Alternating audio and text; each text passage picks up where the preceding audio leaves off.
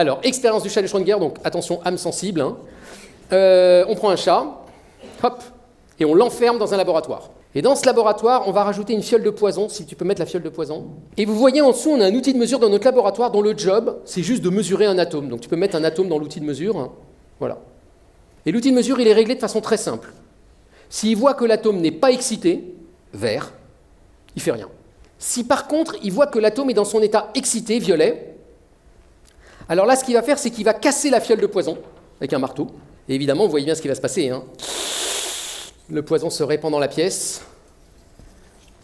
Et oh, le chat est mort.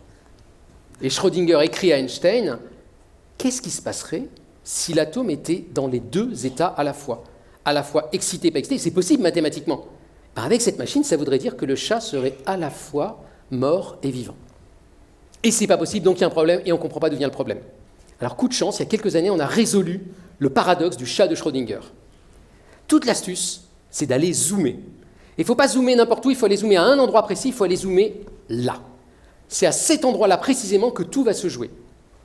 Cet endroit-là, c'est quoi? C'est l'endroit où votre appareil mesure l'atome. Donc allons zoomer, allons voir ce qui se passe. Pour mesurer l'atome, qu'est-ce qu'il fait l'appareil? Il s'approche de l'atome, il regarde dans quel état il est. Donc ça, c'est la pointe de l'appareil de mesure. Et face à cet appareil de mesure, vous mettez un atome dans deux états à la fois, hein, vous vous souvenez? Donc tu peux mettre un atome, voilà, là il est superposé dans deux états à la fois, vous le voyez.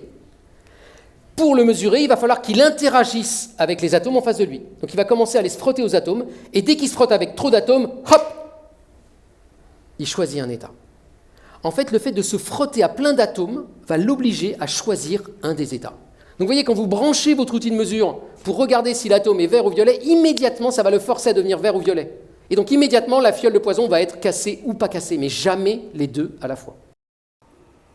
Incroyable, non ?